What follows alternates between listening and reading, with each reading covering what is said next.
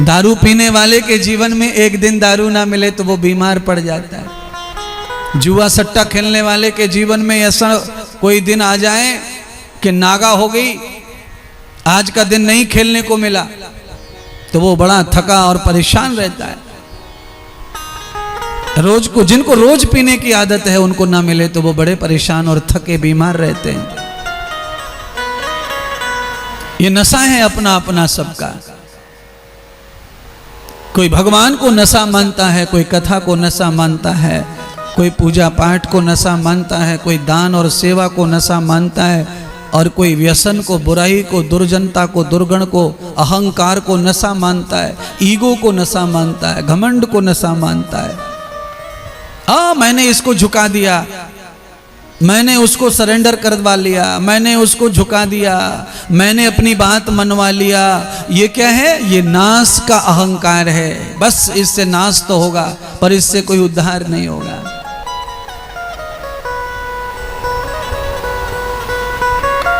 आवश्यकता जीवन में जिस चीज की है उसी पर अमल करो, जीवन उसी में डटो।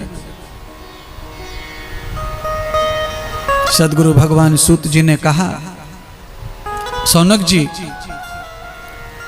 एक बार ब्रह्मदेव अस्वस्थ हो गए, बीमार हो गए, तो ब्रह्मदेव के स्वास्थ्य के लिए श्री नारद मुनि ब्रह्मा जी के पुत्र अपने पिता की सुख शांति के लिए अपने पिता के ही पास आए। ब्रह्मा जी से नारद जी ने पूछा, पिताश्री, हे पितरो, आपको अस्वस्थ देखकर मुझे बड़ी चिंता हो रही है। आप अपने स्वास्थ्य के बारे में मुझे बताओ कि आपको क्या हुआ है। ब्रह्मा जी ने नारद जी को कहा कि मुझे स्वास्थ्य तो मेरा अच्छा नहीं है, कोई कारण तो होना चाहिए चिंता का। नारद जी बार बार पूछ रहे हैं अपने पितर से, अपने पिता से, ब्रह्मा से, पर इतनी चिंता में डूबे, इतनी अशांति में डूबे कि उनको ये भी पता नहीं है कि मुझे क्या चिंता सता रही है, क्या कारण है मेरे बीमार होने का। आदमी कभी कभी मूर्छित हो जाए, गैर होश हो जाए बीमारी में, तो उसे ये थोड़ी पता रहता मुझे क्या बीमारी रह गई, मैं कैसे मूर्छित हो गया, मैं कैसे गैर होश हो गया, मैं कैसे कोमा में चला गया। ब्रह्मा जी शायद इतने ज्यादा बीमार हैं, कारण ही मालूम नहीं रहा कि क्या कारण है। आप सब लोग भी उतने ही बीमार चल रहे हैं आज, ये ध्यान रख लो, पूरा जगत उतना ही बीमार है। चाहे हम कितना भी बढ़िया जीवन जी रहे हैं, चाहे जितना भी बढ़िया खा रहे हैं, बढ़िया महंगे कपड़े पहन रहे हैं, बढ़िया घर में रह रहे हैं महंगे में, पर अशांति की कमी कहीं नहीं है। घोर अशांति में मानव जी रहा है। बड़े बड़े अमीर लोग अशांति में जी रहे हैं। प्यारे बंधुओं, इस कपड़े के मकान में सुविधाओं का अभाव हो सकता है, पर आप जितनी देर यहां बैठोगे, मैं कहता हूं आप यहां अशांति से दूर आकर बैठे हो। यह शांति का धाम है, और यह शांति का धाम है, इसीलिए यहां सारी दुनिया जो है इसमें गोता लगाती रहती है। उसी आशा में ऋषि मुनि गोता लगाने पहुंचे थे। जो हिमालय में नहीं मिला, जो कंदराओं में नहीं मिला, जो हिमालय के ऊपर चोटियों पे नहीं मिला, जो साधना में नहीं मिला, वो गुरुजी के पास मिलेगा, किसी संत के पास मिलेगा। ऐसा सोचकर ही ऋषि मुनि आए हैं सब संत के पास, और इसमें कोई शक नहीं है बंधुओं। जो साधना में, जो हिमालयों में नहीं है, वो साधु के पास शांति मिलती है। वो मनोरंजन हृदय के अंदर पैदा होता है। सब कुछ पा गए ऐसा महसूस होता है। अगर हम सच्चे हृदय से आते हैं संत के पास, किसी संत को हृदय से स्वीकार करते हैं, तो सच में परम शांति मिलती है, परम आनंद प्राप्त होता है। सारे विघ्न, सारी चिंताएं लोप हो जाता है, उनका सब कुछ नष्ट हो जाता है। आज एक एक कथा आप सुनेंगे तो आपको महिमा समझ में आएगी संत की, महंत की, अपने हिंदू सनातन के आचार्य विद्वानों की।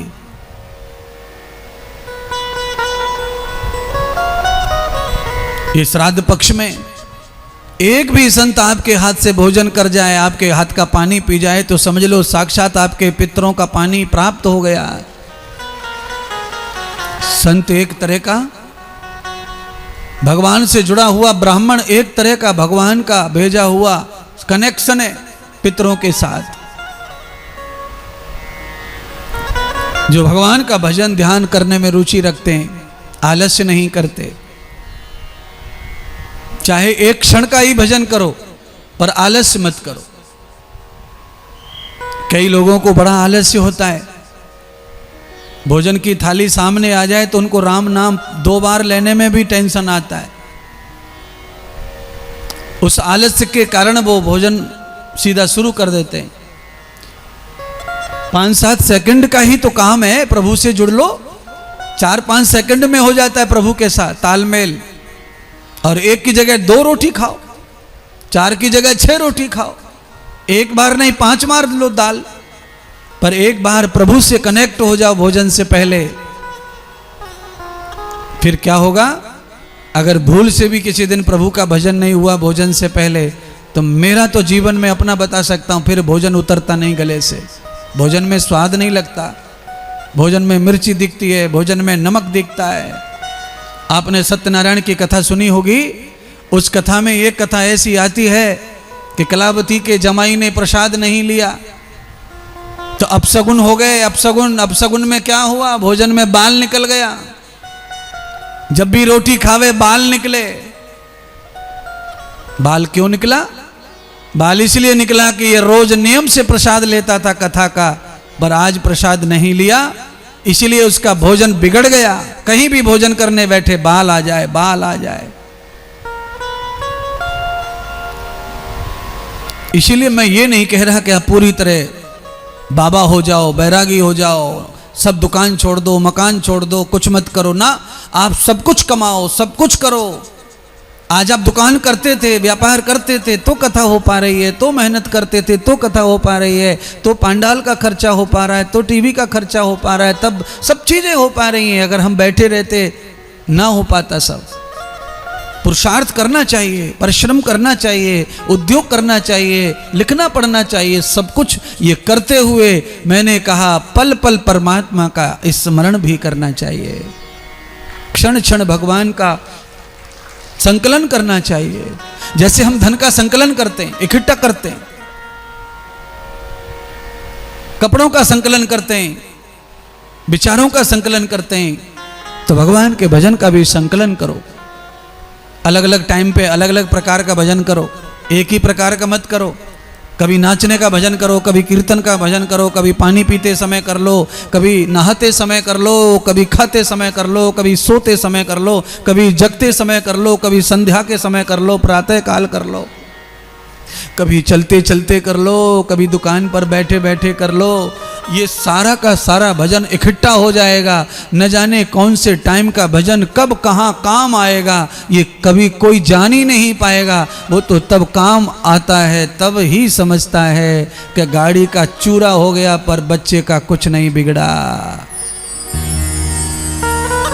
वीडियो बनाकर गाड़ी डालते हैं हम लोग मोबाइल पर, देखो कैसा एक्सीडेंट हुआ है। सामने वाले, ओ मौसी ने वीडियो देखा, हाय हाय हाय हाय हाय, फोन लगाओ जल्दी से, इतनी गाड़ी का हाल हो गया है, इसमें तो बचे ही नहीं होंगे। पता चला खरोंच भी नहीं आई है किसी को। क्यों?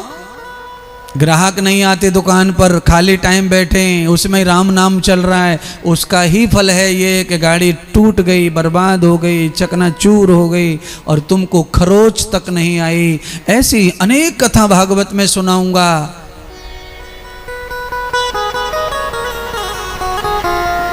बोलिए, उबलता हुआ तेल कढ़ाई में हो और उसमें किसी को छोड़ दिया जाए, प्राण बचेगा? पर बचा प्राण भागवत में। ऐसी कथा प्रहलाद भगत की है। क्यों? भक्ति व्यर्थ नहीं जाती कभी। आदमी जितना साधक, भगत और सच्चा होता जाता है, उतनी ही उसमें सहन करने की ताकत बढ़ती चली जाती है। ये ध्यान कर लो। अच्छा एक बात बता, कोई आदमी 7 फुट का लंबा हो और जरूरत पड़ने पर अगर वो ऐसे नीचे को झुक जाए तो क्या वो 7 फुट का नहीं रहेगा फिर?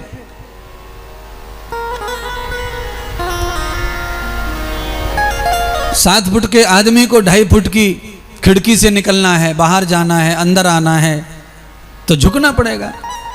अब मैं कार में बैठता हूं तो मुझे बिल्कुल पूरा का पूरा झुकना पड़ता है, मोर आसन करना पड़ता है, पूरी गर्दन मुझे पेट तक लानी पड़ती है, तभी कार में घुस पाते हैं।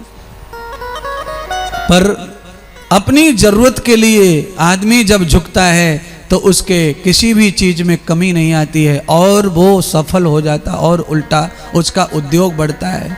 इसीलिए आदमी जितना ज्यादा सत्य, जितना ज्यादा हकीकत जीवन जीता है, उतना उसमें सामर्थ्य आता है सहन करने का, शांत रहने का, समझने का, विचार करने का, समय का इंतजार करने का, साहस आता है, धैर्य आता है। और जिस व्यक्ति में धैर्य की कमी है, साहस उसमें नहीं रहता। लोग हैं, अर्थ अलग निकाल सकते हैं।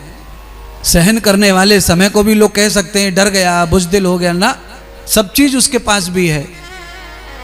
तुम्हारे पास में अगर इतना सा अधिकार होने से तुम इतना कर सकते हो, उसके पास में तो और ज्यादा अधिकार बड़े बड़े हैं, सब दुनिया बड़ी बड़ी है। वरना ऋषि मुनि संत महात्माओं ने ग्रंथों में लिखा है कि अकड़ तो मुर्दे की पहचान है। जो आदमी नहीं झुक सकता समय पर, उस आदमी का विवेक नहीं है, उस आदमी को ज्ञान ही नहीं है।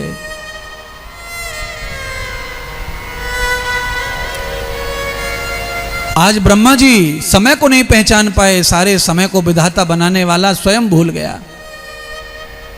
कभी कभी ये त्रुटि हो जाती है। सारी दुनिया का इलाज करते करते डॉक्टर खुद बीमार हो जाता है।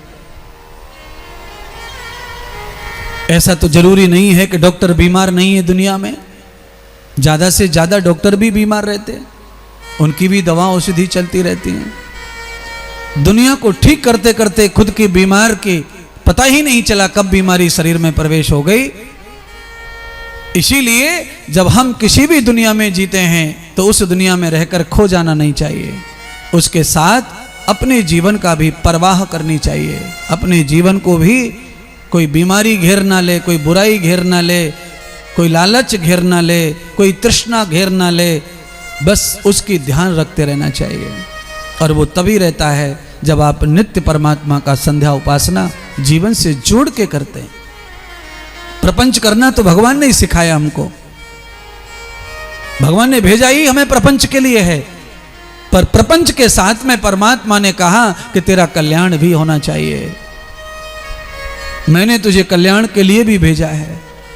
स्वयं मैं लीला करने के लिए मानव अवतार लेकर आता हूं, मैं प्रपंच करता हूं, विवाह करता हूं, पुत्र करता हूं, पुत्रियां करता हूं, मेरी मां का कल्याण करता हूं, मैं ससुराल वालों का कल्याण करता हूं और सब संत महात्माओं के साथ जीवन का निर्वाह करता हूं और मेरा स्वयं का भी कल्याण करता हूं।